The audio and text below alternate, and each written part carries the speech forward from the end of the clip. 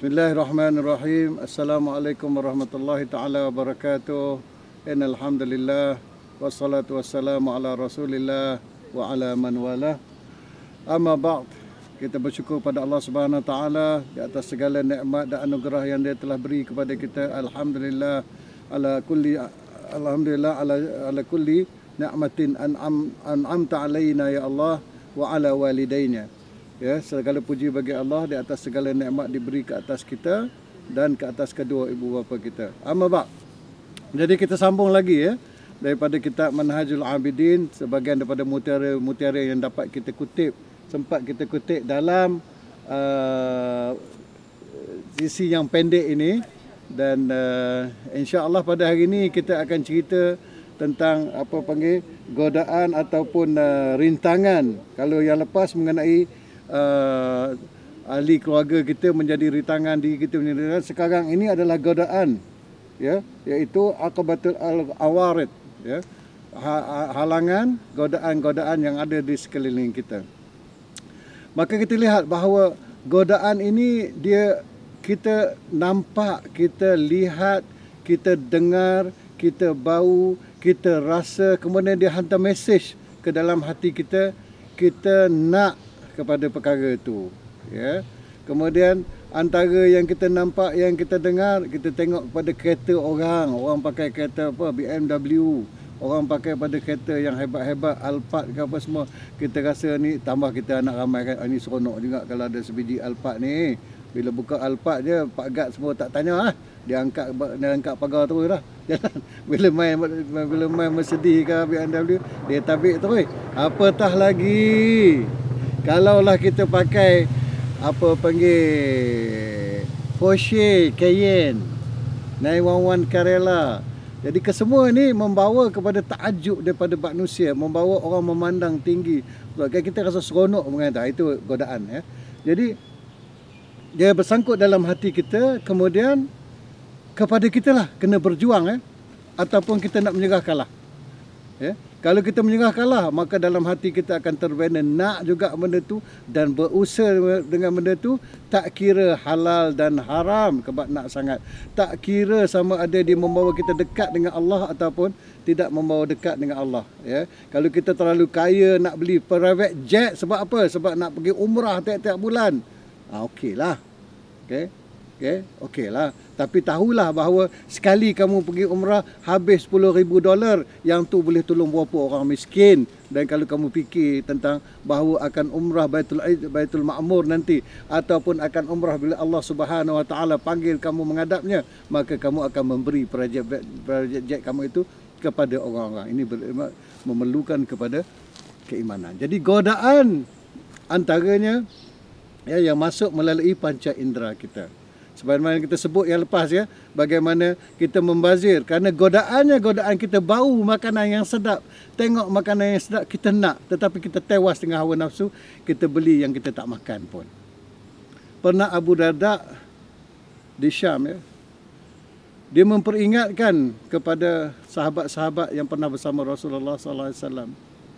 Ikhwati, dia kata, saudara-saudaraku, anasitumul ahdu bi Rasulillah sallallahu alaihi wasallam. Kamu dah lupa ke ketika kita bersama Rasulullah dulu bagaimana? Ya?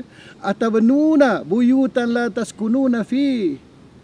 Apakah kamu membina rumah-rumah yang kamu tak duduk dalam tu? Rumah besar 6 bilik, 9 bilik, 10 bilik, anak 2-3 orang. Ya? Nak perbanyakkan anak, cari factory baru tak berani. Ya? Jadi itu, ya. Kemudian diingatkan lagi, atafsiluna ma la talbasun. Kamu memotong baju yang kamu tak pakai pun. Kita sebut ini tentang beli baju raya, ya. Baju raya lepas dah buruk ke?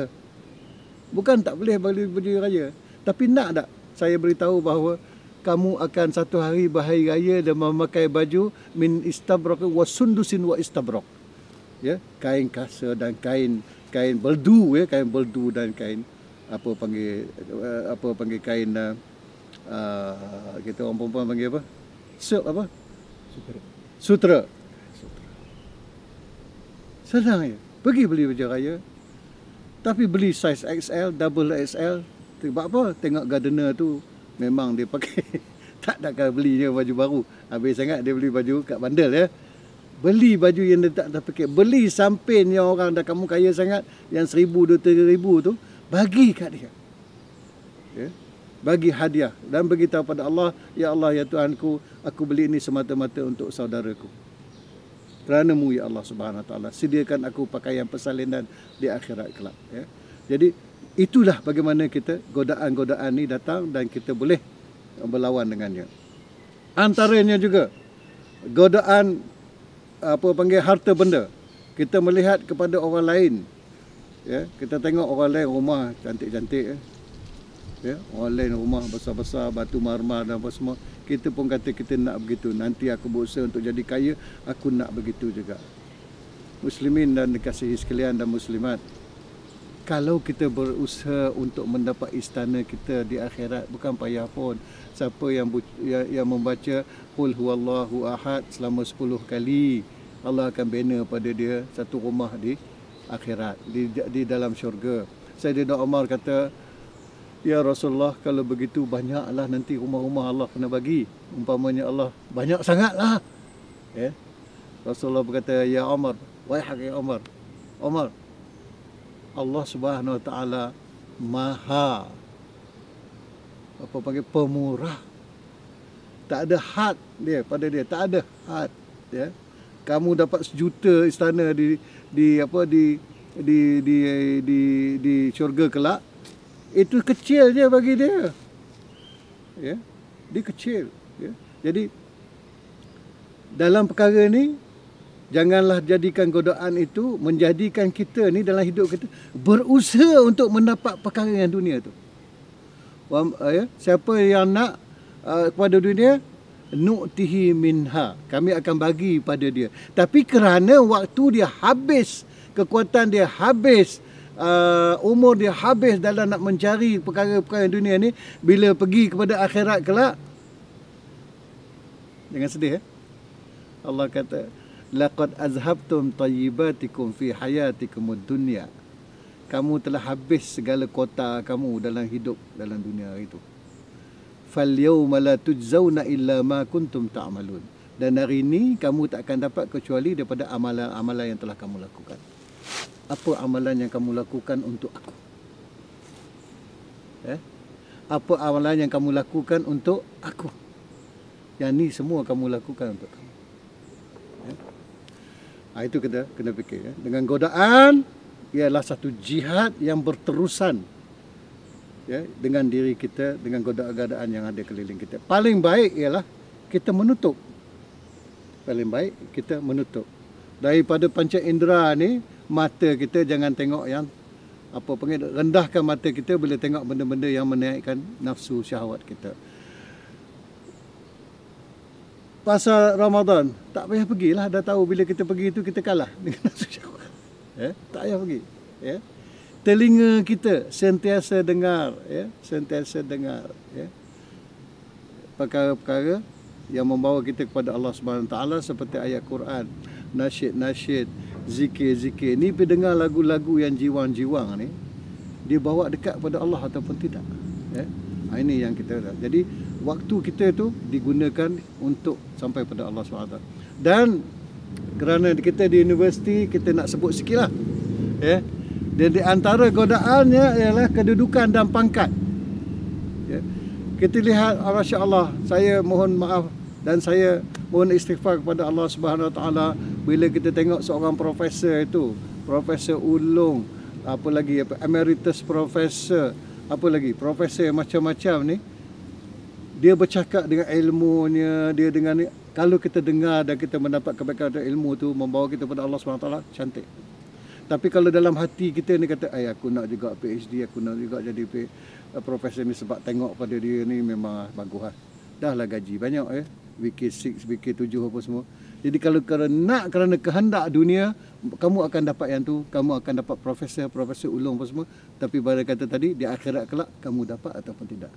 Imam Al-Ghazali sendiri diceritakan bahawa anak murid dia yang terulung, ya, makna protege dia lah, pada dia meninggal, pada hari dia meninggal, pada malamnya anak murid dia bermimpi dengan syekh dia dengan muka yang selamba, tak gembira, tak sedih. Maka dia bertanya kepada syekh dia, apakah yang paling bermanfaat kepada kamu pada ketika ini wahai syekh? Maknanya dalam kubur, apa yang paling bermanfaat? Dan aku terbayang di dalam minda aku bahawa dia akan menyebut tentang kitab-kitab beratus dia telah tulis. Katakan ada sampai 500 kitab dia telah tulis. Ataupun aku akan terasa dia akan sebut tentang anak-anak murid dia. Dahulu Al-Ghazali bila dia bagi kelas dia, yang akan hadir ribuan. Dan paling kurang 300 para ulama akan hadir. Sebelum dia pergi keluar menjadi seorang sufi tu. Jadi dia memang maha guru. Tetapi apa yang disebut memberi ingatan kepada aku?